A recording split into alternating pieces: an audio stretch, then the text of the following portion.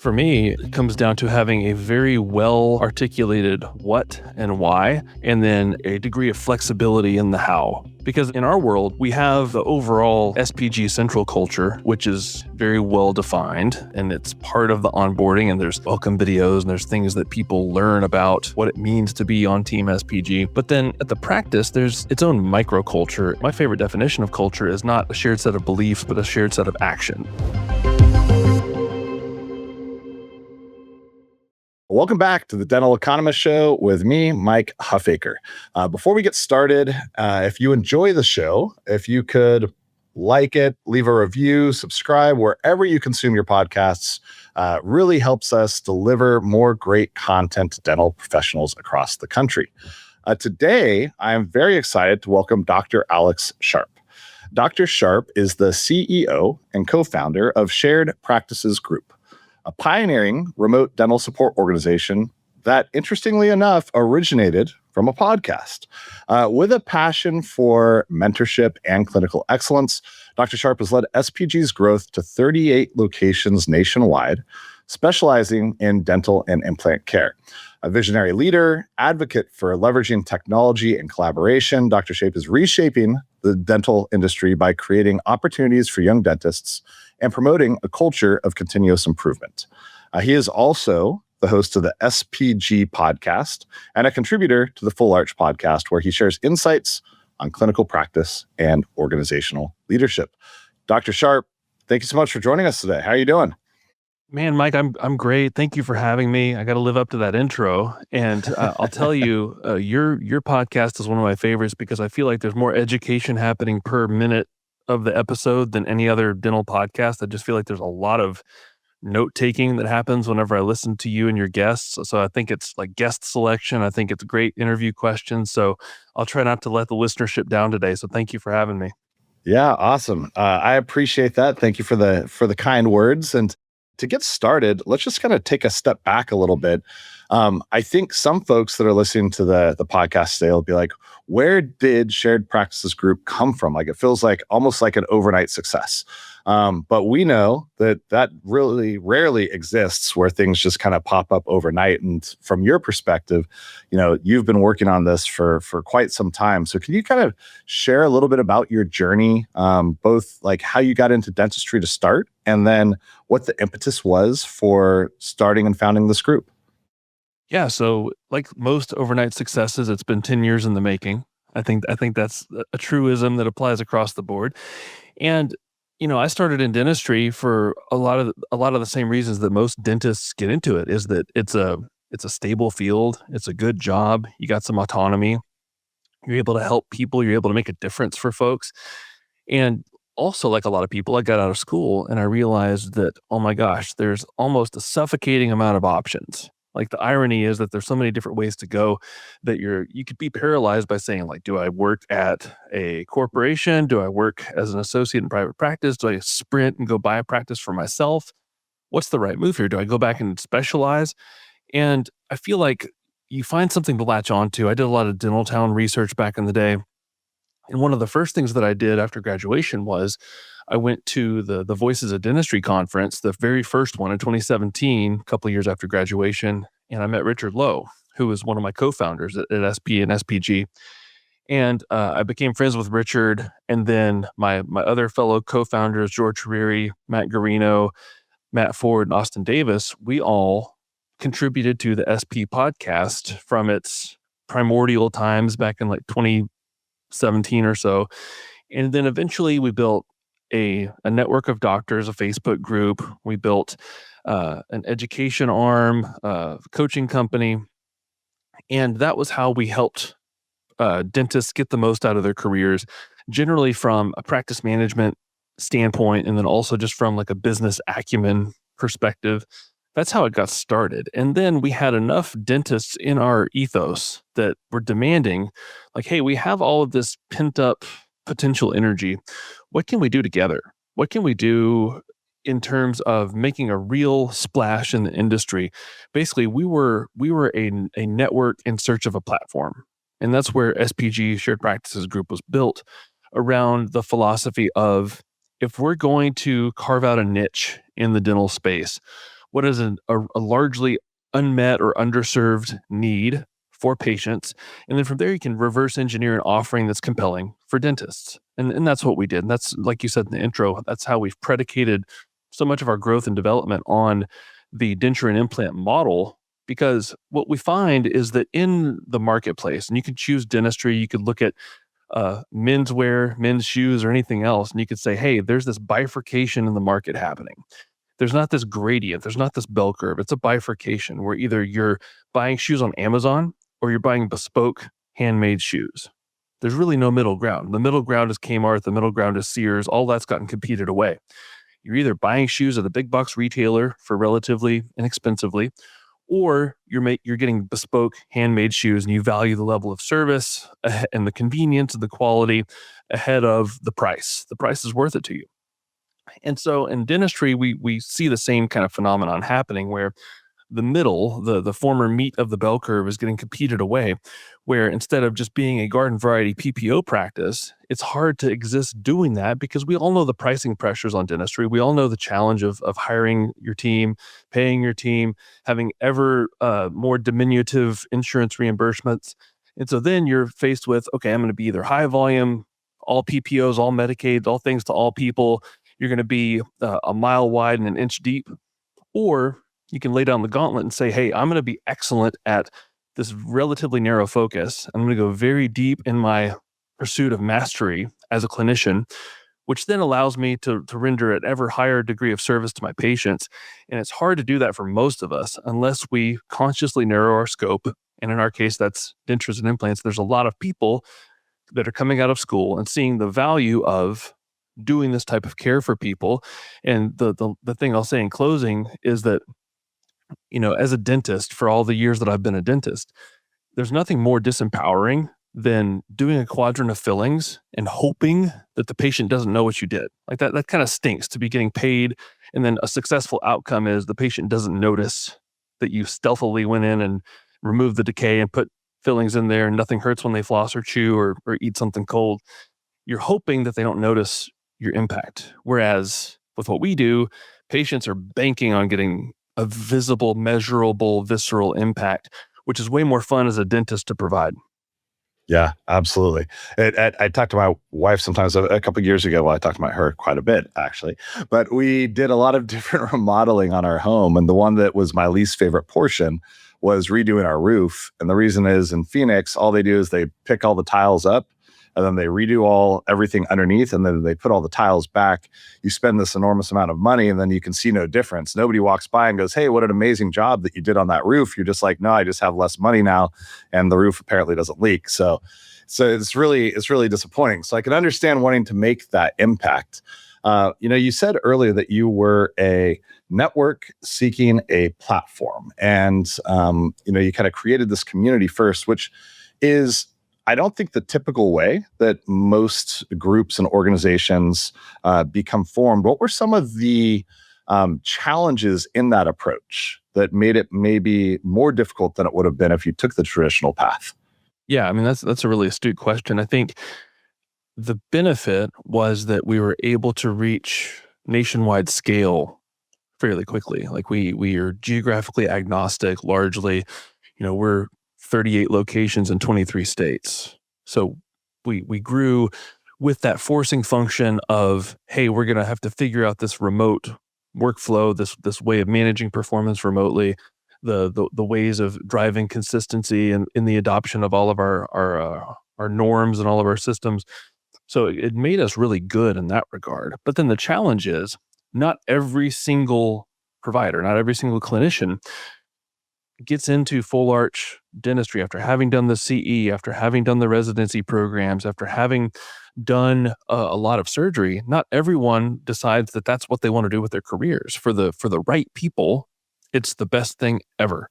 The old adage is that the worst day fishing is better than the best day at the office, for example. When you found your niche, when you found the right seat for you in your chosen career path, you can deal with the rainy days, because the sunny days are amazing. Like they're the best thing ever. You do it for free. But on the rainy days, are you happy with your chosen career choice? And so finding the right doctors that truly are like called, for lack of a better term, to do this type of dentistry. That's been a journey to make sure that every single person that's coming into the company has made that conscious decision to say like, hey, I'm cool putting down the fillings, I'm cool putting down the root canals. I want to just say, hey, for now and forever, this is my calling, this is what I want to do.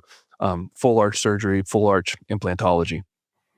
Now, you just mentioned finding the right doctors, and I've heard you speak before about the importance of ensuring that you're partnering with the right individuals. And you speak about humility, and you talk about screening doctors for humility. From your perspective now, after having many conversations with many doctors, what are some of the telltale either cues, body language, or otherwise that immediately raise a red flag for you? Yeah, I mean, our hiring process and our screening process and our onboarding process has gotten lengthier and lengthier and lengthier over time. And one of the checkpoints is what I call the core value meeting, where we've qualified the candidate on paper. They have the requisite skill set and experience. We have other internal ways of measuring diagnostic acumen and treatment planning and making sure that there's a philosophical alignment with what we do.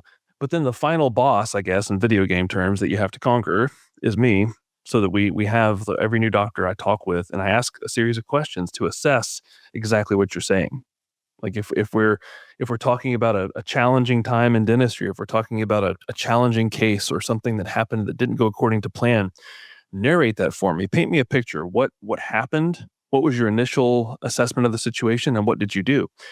And by asking that type of open-ended question, you're able to gauge, is this a person that points the blame elsewhere, or is this a person that has a strong sense of ownership, one of our core values? And I'm able to assess by asking those types of open-ended questions, what is this person's internal operating system like? Abundance mindset or scarcity mindset? Strong sense of ownership or abdicating leadership? What is it? Because you can have all of the bona fides in the world on a resume, but if the person doesn't have the right personality, the right coachability, the right growth potential, the right way of understanding that everybody contributes to the success of the team, and that the level 4 leadership, the genius with 1,000 helpers, doesn't have a place in our company. Like, you have to be able to collaborate and approach your role as 1+1 = 3, rather than everyone should report to you and be at your beck and call. So dentists are notorious. I can say that because I'm a dentist. So like dentists are a weird breed where we develop the God complex, right? And I've heard the joke, and this is a little denigrating, but it was said in jest. But what's the difference between God and a dentist? God knows he's not a dentist. You grapple with that sometimes. The I can do. You have to be confident, obviously, but at the same time, you have to be humble. And so that's a tough line to toe. And you just have to, if you're listening to this and you're a leader in a DSO, or you're scaling beyond the single site in dentistry, you have to find your own way of screening for those qualities that you know to be commensurate with what you're trying to build. So you ask these open-ended questions, which I think are really great ways at getting a better understanding of how people approach things. And you talked about accountability and ownership, which lends itself towards, hey, here was the part that I played in that experience. Here's, holding up a mirror, like where did I have the opportunity to be better? In an interview process, if you were giving somebody advice, is there ever an appropriate time to surface or highlight complaints about past experiences? Or does it always read as a negative, where you're saying this individual is pointing out things that were outside of their control as contributing factors to either their success or lack of it in the past? You could make an argument on either side of that. And I think what I would say is that at the end of the day, I'm screening for self-awareness. So like whether we're wanting to take extreme ownership, or whether we're wanting to be aware of the non-controllables, at the end of the day, just being able to, even on a high level intellectually, look at the past, make an assessment of the past relative to right now, and then derive or extrapolate or interpolate some lessons from that. I think that's ultimately a sign of coachability. That's a sign of malleability. That's a sign of being able to question prior I guess you could say, sacred cows, and then learn and iterate and improve, because life seldom rewards being like stolidly in your corner and unwilling to receive new information and modify the behavior. Like every successful person that I'm aware of is curious, is insatiable, and wants to learn the better way, and is able to subserviate the ego to the point of saying like, hey, if there's a better way to do it, then no sweat off my back. I would love to know the better way to do it, and I don't have an ego about it. Those are the people that I want to go into battle with. Now, for those that are unaware, share your approach to de novos versus acquisition, how you think about them, why you made the decisions that you did, about how you were going to grow the business when you first launched. It's funny because if you would have asked me this question 4 or 5 years ago, I would have a 180-degree diametrically opposed answer to the question. And I love acquisitions for a lot of reasons, because there's a lot of benefits that accrue to having a stable corpus of patients. You have the recurring revenue, you have the team, you have the Google presence, you have the old hardwired habits of all your patients going to that location. Even if you're rewiring it or if you're stripping it down to the studs, there is like this inborn DNA of the practice that you're inheriting that you can then bolt on to your larger whole. And that was the process that I started back in the day in Arkansas. Like I was moving in that direction, and then fate intervened. And I think when you're thinking about doing a de novo or doing an acquisition, it really depends on your overarching strategy. Because if I'm an aspiring multi-site maven, locally in an area, a lot of times it makes more sense to do the acquisitions because there's proof of concept, there's prior production history, there's prior tax returns. Lenders can get their arms around the existing book of business of a practice, and there's not as much blue sky and there's not as much dice rolling. But when you do a de novo, if you're doing something drastically different, then a lot of times it makes sense to just start from square one.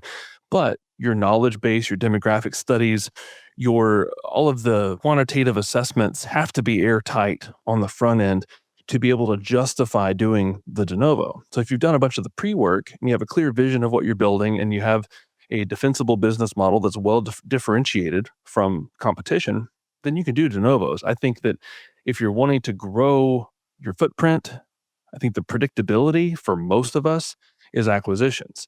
The challenge is obviously interest rates are higher.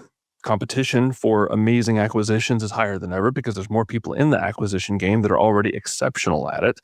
And with acquisitions, it's not all that different from, say, you do single family real estate. Single family real estate, a lot of times you make your money on the front end where it's what you get the deal for. Is it an off-market deal? Has it been on the MLS? Have other people passed it over? So it's all about finding the diamond in the rough. And then those are the best acquisitions. It's competitive to do acquisitions, but it's also, I would say, kind of a lower risk, lower reward kind of scenario, whereas de novos can be higher risk, but then if done well, higher reward. And for SP, you had roughly 6 partners in total, all with existing practices. Is that correct? And then you did some acquisitions, but then you kind of accelerated the growth with de novos and creating new practices. Is that accurate? Yeah. So we basically merged our existing locations together under one umbrella, and then we started divesting of certain of those practices over time to fuel the future de novo growth. And we still have 2 GP locations that are strong, that are a good part of our platform. But yeah, I mean, everything new since 2022 has been denture and implant de novo. Largely because that's what the demand is for, like, the doctors want to do that. We feel like if we have the discipline to narrow our focus, then that fuels our constant improvement in our understanding of our model. We consciously restrict, we put the horse blinders on and we say, okay, we're going to avoid bright, shiny object syndrome. Even if a good acquisition opportunity comes across our desk, that's just not our zone right now. And we're just focusing on getting really excellent because we feel like in our world, there's so many doctors that want to work with us. There's so many great opportunities. We've learned so much over time. Our understanding of demographics is such that we feel like we can be a credit to doctors that want to work with us. So let's say there is a 5 location group that comes across your desk that is like maybe by all accounts, like almost a perfect target, culture match. All of the numbers look great. The business is solid. What are the things that would still make you walk away from that and continue on the path that you're on? You talked about the shiny object piece, and let's say this is the shiniest of objects. Is it still something where like you would consider it, or are you all kind of aligned at this point and so disciplined that it's not even worth a look? Well, the way I would answer that is I would say I would have to run the numbers on what the adjacent possible would look like. So, for example, I would take the purchase price of that 5 location group, and then I would do the equal and opposite math of how many locations could we get off the ground for that amount of investment in the into that group, and then also what would be the anticipated EBITDA on what we would, based upon prior performance, be looking at for the new locations over here that would be yet to be built. Because that'd be the math on my side is just looking at the different parallel approaches when you're allocating capital to do acquisitions versus de novos. And I think like for us, our whole company is oriented towards all of the different vertically integrated elements that are required to be able to select the markets, do all of the doing to prep the locations. And like that's kind of our secret sauce at this point, is like being able to do that predictably and in the right location, which has taken us years to be able to nail. So I think we're definitely a de novo based platform for the foreseeable future. Never say never. But for right now, we have so much blue sky in that regard that we're just going to keep our heads down and keep performing there. So when you run that analysis and you kind of do the comparison and you're looking at, potential EBITDA, and then you run it against the models that you have with clearly successful outcomes and the ability to do this, how much of human capital plays a part in that analysis and the ability to hire and staff de novo practices at this point? Is that still a challenge? You hear a lot in the industry about the labor market concerns. How do you overcome that? I mean, human capital is everything. In dentistry, if someone doesn't want to be in the service industry, they should not go into dentistry. So you have to go in eyes wide open, knowing that if we were equipping a restaurant or we were equipping any type of other service-oriented business, human capital remains the thing, to the problem to solve, the fire to put out. And so, yeah, you're absolutely right. Like some markets, the hiring is easy. You snap your finger and then you found your front office team or you found your clinical team. And what we've done because of our remote nature, and we've seen the good, the bad, the ugly in terms of the differences in hiring markets. You just have to be really good at training people, frankly, when you're thinking about what is my ideal avatar for this type of role, and then you recruit against that avatar. And then what's my onboarding look like? What are my touch points centrally with that person? What's my video library look like? How much sophistication am I approaching the structured nature, the curated nature of that person's on ramp to the company? And then once they're in the company, what does performance management look like? How much feedback are they getting on a daily, weekly, monthly basis? And then are they clear on what success looks like? Do they know if they're on track or off track? Those are all things that in a single site, in a perfect world, you're doing anyway. But the onus is really on you when you don't have your tentacles, I guess, in close proximity with each location. If you're spread out, even if you're in a region, even if you're like a DSO based in the Pacific Northwest, for example, if you're across multiple counties or even in one state, you still have to have visibility somehow into what's going on. And I really feel like that to be able to recruit, onboard, manage performance of, and then ultimately retain people, it starts with having visibility into what they're doing. So that's kind of a prerequisite that I think about. But no, I think being able to hire coachable people, have a defensible value proposition that someone that joins your team would be able to be excited about and be compelled to want to buy into, then that's the thing. That's what you're dealing with. And I think from an employer's perspective, what's different about what you're offering? Because yeah, you have salary, yeah, you have hourly pay, yeah, you have benefits, but then what does the actual day feel like? like that matters too. And I think that gets glossed over because the actual experience of the day in a Medicaid mill feels way different than it might in like a boutique Invisalign practice, or it's a dental assistant will figure that out. Like dental assistants that are savvy, that are worth their salt, they've probably tried different types of dentistry, and they're going to go to the one that probably makes them the least like hating the world at the end of the day, So people vote with their feet. So your retention is a measure of how well you value your human capital. With a de novo model, you have to retain a higher level of control over what culture is like within each practice. You can really set the tone and define what that is. How would you explain that for SPG? If somebody said, what is the culture like in your practices? What do you focus on? What do you lead with? What do you tell it?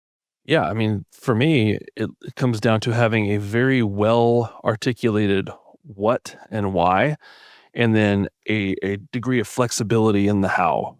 Because in our world, we have the overall SPG central culture, which is, to your point, very well defined, and it's part of the onboarding. And there's welcome videos, and there's things that people learn about what it means to be on Team SPG. But then at the practice, there's its own microculture. And then my favorite definition of culture is not a shared set of beliefs, but a shared set of actions. So obviously you have to have the underpinning of the beliefs and the social mores and the norms to be able to instantiate the actions that you want. So you have to have all of those things nailed down, like the posters on the walls and everything in the newsletters, like all of those things matter. But then ultimately rubber meets the road. Do we act similarly across locations? Do we share that commitment? What does that look like? And I think that you have to have some degree of tolerance for, like I said, microcultures. I think that's a helpful framing, is that you have the overall arc of what you're shooting for. And like, hey, a patient comes in with this type of need or this type of objective or this type of objection.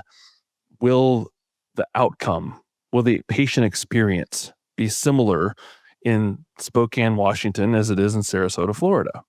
That's the goal. That is the measure of success for me, is that you take someone and you plug them into each location. Are we getting a similar outcome for that patient? Like that's what we're working toward.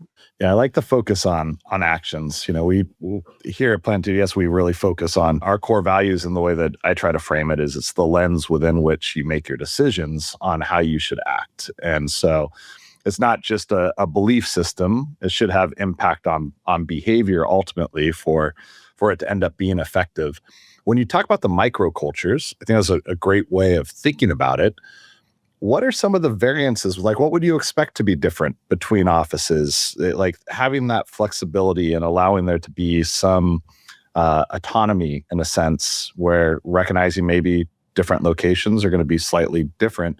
What are some of the things that are acceptable, allowable, or maybe even encouraged? I think the big one for me is doctor preferences, right? Because ultimately the way I think about it, our org chart's kind of like the upside down pyramid, where I view all of my doctors to be my boss. Like everybody because if the doctors aren't deriving value from being a part of our platform, then we have no platform.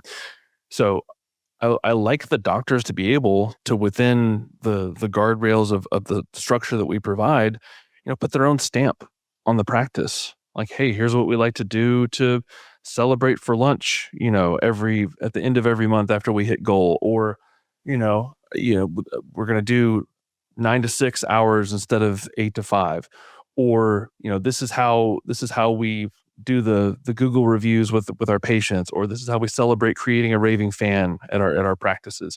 Like there's just a lot of latitude around what it feels like to be in the practice, the music choices. Like there's certain things that you want to be standardized as a company. Any type of multi-site anything, you have to have some degree of concrete standards. But then on the stuff that's like the how, the actual experience of being in the practice every day, the doctors have to be able to thrive and feel like they have their fingerprints on things. And so it's definitely a delicate balance But understand that if a dental assistant in one location were to be teleported into another location, there'd be a lot of similarities and a lot of parallels, but at the same time, it'd be a little different. It'd be like the same song in a different key. Now, you have a kind of remote support organization. You talked about somebody teleporting from one to the other. Are there regional managers? Is there any, like, what does your kind of support structure look like, and how do you maintain it and kind of retain the culture while being a distributed organization? I think the secret to that is honestly structuring that central support in a way that promotes the practice teams to be able to focus on what only they can focus on.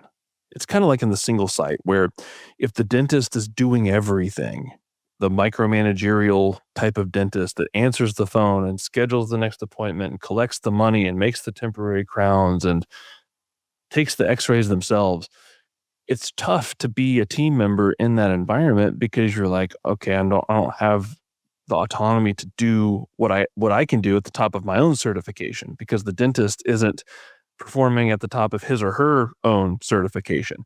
It's the same with a central team. If there's an element of nannying going on at the central team, then the practice teams don't have the ability to flourish. So again, back to the delicate balance. But for us, the approach has always been if there's a way to in-house it, if there's a way to add it into our vertically integrated stack, then that's what we want to do. And that pertains to remote management, that pertains to team training, that pertains to sales and finance and marketing and doctor development. I mean, we in-house as much as we can in-house.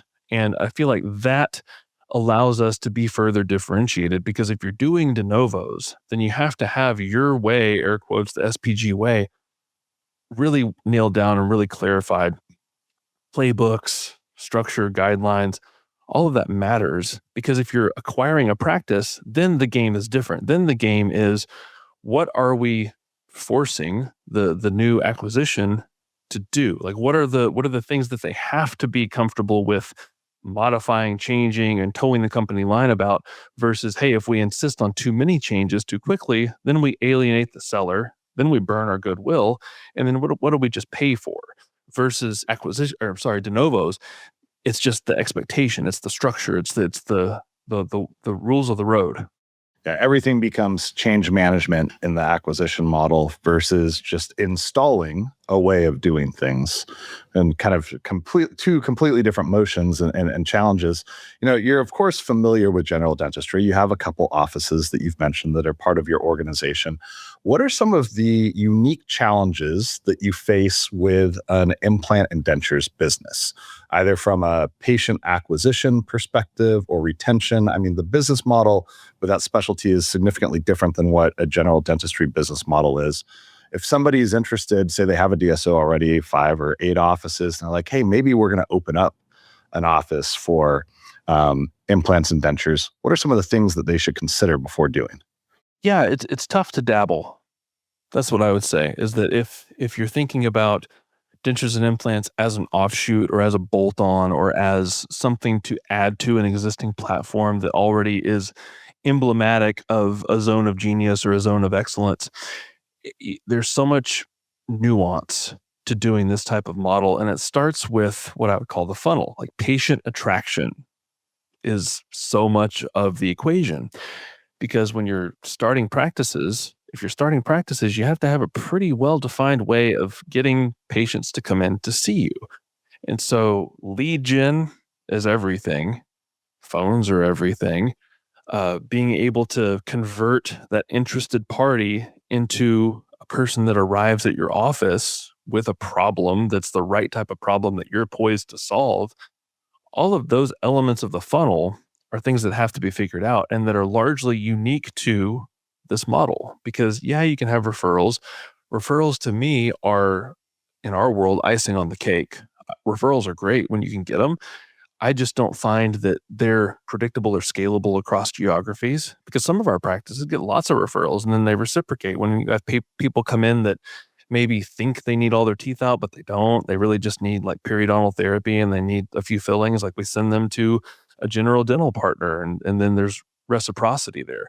But I think it's really just understanding that there's not the recurring revenue in this type of model that there is in GP.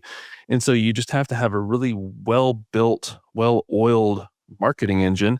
And the marketing is only the first part. The other part is, how good are you on the phones? And that's the piece of advice that I would give to every single dentist, every single practice owner, either current or aspiring. You're never as good on the phones as you think you are. Like, put that on a bumper sticker. Like, I learned that a long time ago the hard way, because when you actually roll the game film and you're listening in on those calls and you think, okay, I've trained on this, and they know to do this, and if there's this kind of objection, we know how to reroute around it like this. Listen to the game film. Yeah, you cringe a little bit sometimes, huh? You listen to this conversation, go like, "Ooh, that's not what we were looking for there." You have to learn the hard way, and you have to have the discipline to actually use that voice over IP technology and listen in and offer feedback, offer guidance on stuff. Because I mean, if I were to teleport into one of our practices right now and answer a phone, like, as much training as I've done on it and as many conversations like that as I've had, you could pick apart some stuff because you're thinking on your feet, you're thinking on the fly. You have these ways to answer these questions and guide the conversation, but no one's perfect, so we can always improve. Yeah, it kind of ties back the don't dabble piece to the going deep versus wide, and appreciate the kind of focus on just becoming great at what you do. There's a lot of value there.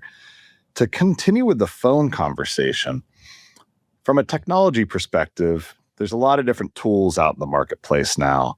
You're hearing about AI phone solutions, AI receptionists, this, that, and the other thing. Do you place a lot of stock in that? Do you hope that at some point it will have the value, or the value will reach the level of the expectations that are currently being set? Where do you see all of that going? Have you been kind of following that closely? Yeah, I've been tracking it pretty closely. I don't know if I have all the latest and greatest, because I feel like things change every single day nowadays. But I do think it's an eventuality that technology will be able to, if not augment, if not replace, at least be an additional tool to your existing human capital. Because I know some dental offices are experimenting with the check-in kiosk rather than being warmly checked in by an actual person. I think it depends on your demographic as to whether that'll be looked upon favorably or not. I think it depends on the type of procedures that you do. I think it depends on your level of competition, because the way that you leverage all of this technology, to me, should run downstream from whatever you want to choose as your zone of genius, to go back to that phrase. Because as a dentist, as a company, you want to be differentiated. Because if you're generic, if you're interchangeable, you will get outcompeted. There has to be something that you boldly say, this is what we do. And then all of these decisions about what to automate, what to keep in house, what to outsource, should run downstream from what your distinction is in the marketplace. And I think for a lot of us, if you look at the trends, most dentists are general dentists. Most dentists have a similar GP bread and butter procedure mix with some hygiene mixed in. And so I think for that type of practice, I think there's a lot of utility in leveraging a lot of these AI new developments in technology. And we use some, like, internally, we use AI for a good bit of stuff. And I'm sure that the numbers of things that we'll continue to use it for will grow over time. But if you're thinking about the average practice that's single site, I think there will be a time when it makes sense to have the AI answering the phone, or the AI checking someone in, or the AI making follow-up calls or reactivation calls or what have you. But I think we have to be careful, because if you do the behaviors of the type of distinction that you don't want to have in the marketplace, then patients are going to oversimplify and say, oh, well, they must see 300 new patients a month, and I don't want to be a number. I want the human connection. So if you think you're a boutique and you think you're going to be high touch and you think that you want to charge full fee, be out of network, then the human connection, I think, will persist longer. Maybe I'm wrong, but I think that's probably how it's going to go, versus if you automate everything and the patients perceive that there's just a lot of automated stuff going on. Just a guess. And when you were mentioning the check-in kiosks, and you said, well, it probably depends on your demographics, immediately in my head, I was like, well, maybe the assumption is that the younger generations will be more agreeable to a check-in kiosk. And then in my head, I said, I immediately feel old because I would much rather have the warm welcome of a human and saying, hey, like, you're about to undergo some things and we're happy to have you here. Welcome, like, have a seat. We'll take care of you, versus the cold screen of just check in and go from there. But it'll be interesting to see for sure how it progresses over time. What are some of the other kind of technological advancements that you're excited about? It can be clinical, it could be anything really. You know, when you're just looking at the industry as a whole and kind of your specific focus on dentures and implants, are there things that are exciting today? I think that there's a lot in the realm of just visibility into workflows because we've leveraged different workflow management tools. Obviously, the cloud types of managing your IT needs is something we're getting into. The ability to remote in and support and work with doctors on saying like, hey, planning cases and reviewing cases. I just think that there's a lot of benefits to the technological advancements that would have made doing any type of multi-site healthcare, especially dentistry, it would have been really challenging pre-digital x-rays, pre-cone beam CTs. So I'm thankful that we're in the time that we are because doing any type of multi-site healthcare would have been a real challenge without the ability to have that visibility into the way things are at the practices. And yeah, I just think about how the visibility is everything. That's what I keep coming back to. And that's the biggest piece of advice that I would give is whatever you do, whatever technology that you add, be it just remoting into your practice management system, seeing what the schedule looks like, seeing what the AR is, seeing how the consults and the different procedures are scheduled, and just doing your auditing and your CYA on things. I think that's really important is to promote visibility and user friendliness, to be able to keep a sense of how things are going and to make sure that you empower your teams to leverage that technology, use checklists. These are all things that I think are multi-site fundamentals. Now, I'm getting a little over my skis here. I don't really understand exactly how this all works, but I had heard somebody speak about 3D printing of dentures. Is that a technology that you're actively using or pursuing? Is there a lot of promise there? Can you maybe share a little bit about exactly what it is? Yeah, we've done that in several of our locations. It's not the standard across the board yet, but some of our more tech forward doctors have the 3D printing set up to be able to do the removables. I think there's long been a lot of uh, well accepted workflows to 3D print some of the provisional teeth, the temporary teeth, the healing teeth, uh, in like phase one of an implant procedure. But then the actual 3D printing of dentures, yeah, it's coming a long way. It's not everyone's cup of tea. Some people still prefer the good old fashioned pressure pot analog method. Pros and cons, but it's definitely made a big leap since they first burst onto the scene a few years ago.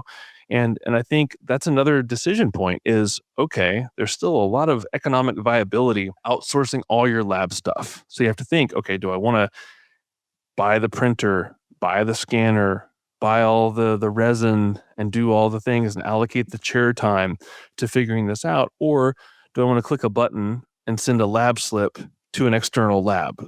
That's a stylistic decision that you want to make sure is in keeping with whatever your differentiation is. Because if you want to be the tech forward, high end, we do it all in house, then yeah, there might be benefits to doing the 3D printed method.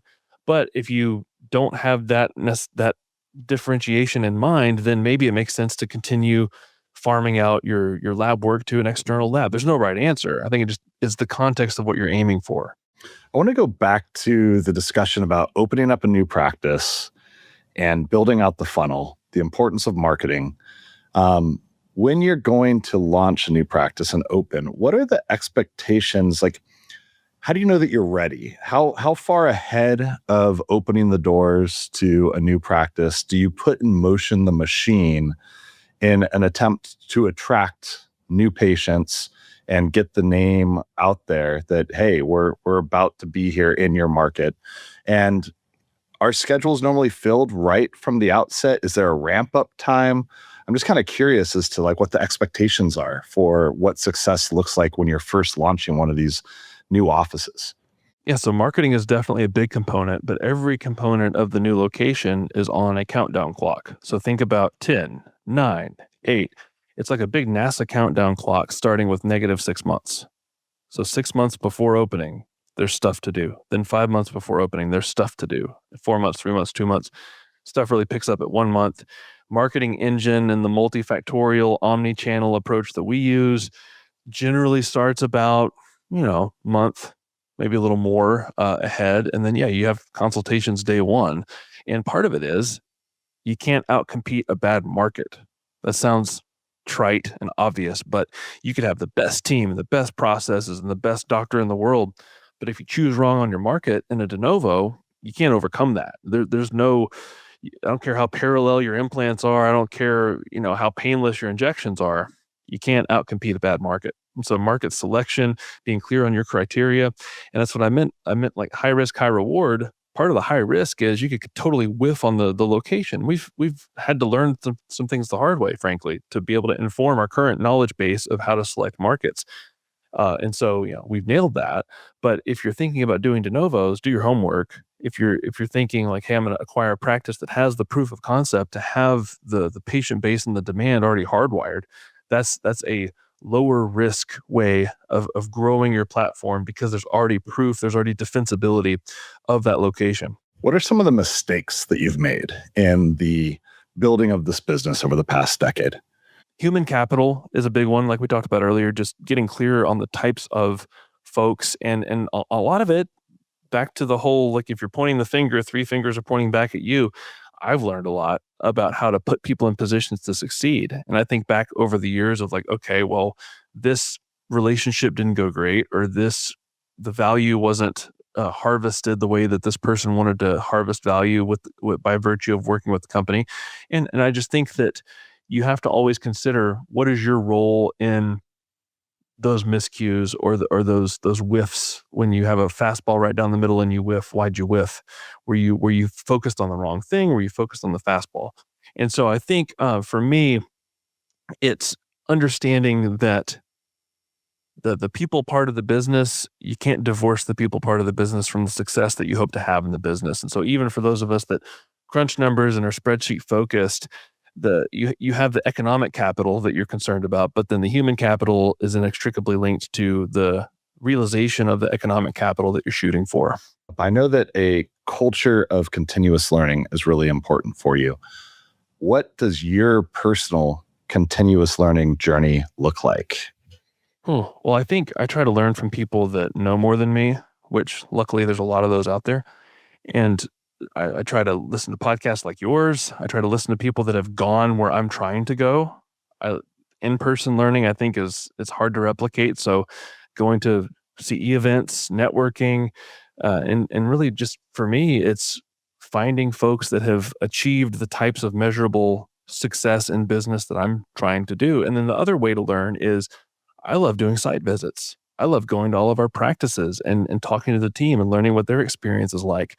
That's very direct, applicable learning, is to just go on site and just, what does it sound like? What does it smell like? What am I hearing? What are the conversations that are being had? How seamlessly are people accepting care? What are the things that the team is up against that maybe would be imperceptible looking at a computer screen, that you have to be on site to really appreciate? That's my favorite type of business learning, is just being in one of our practices and seeing how are things working. Now, there's a lot of headwinds in dental just overall. There's a lot of, there's inflation, there's cost pressures, there's labor challenges. What are the things that make you the most bullish about this space? Oh gosh, the demand. Like there's just so much unmet demand. Because I always tell people that we have two cohorts of people that really benefit from the care that we provide. Number one is the ever-growing edentulous population, and then number two is the hard to quantify but extremely important dentally disenfranchised population. People that haven't had access to care, they don't have the knowledge base to understand that they need care, They don't understand that these longstanding infections that they have contribute to systemic consequences that they've been spinning their wheels trying to fix with their primary care provider. I mean, the demand is not going away. Lifestyles aren't getting healthier. It's the great irony of our time is that information's never been more readily available, but the desire to act upon that information has also been lower than ever. So weird paradox that we find ourselves in, but the demand for dentistry is not going anywhere. Very well said. Dr. Sharp, thank you so much for joining. Really, really appreciate the conversation. It's fascinating what you guys are doing and very impressive what you guys have built. Well, Mike, thank you for having me. And, if anybody wants to get in touch or ask questions, alex@sharedpractices.com is my email address. And, I love what I do. I love being able to give back to the community. And I just appreciate the platform, Mike, and good luck to you and your future endeavors. Yeah, thank you so much. The Dental Economist Show is brought to you by Planet DDS. To find out more about how cloud-based dental software by Planet DDS helps unleash dentists and their staff to focus on patient care, visit www.planetdds.com. Stay tuned for upcoming episodes by following wherever you listen to podcasts. Thanks for listening.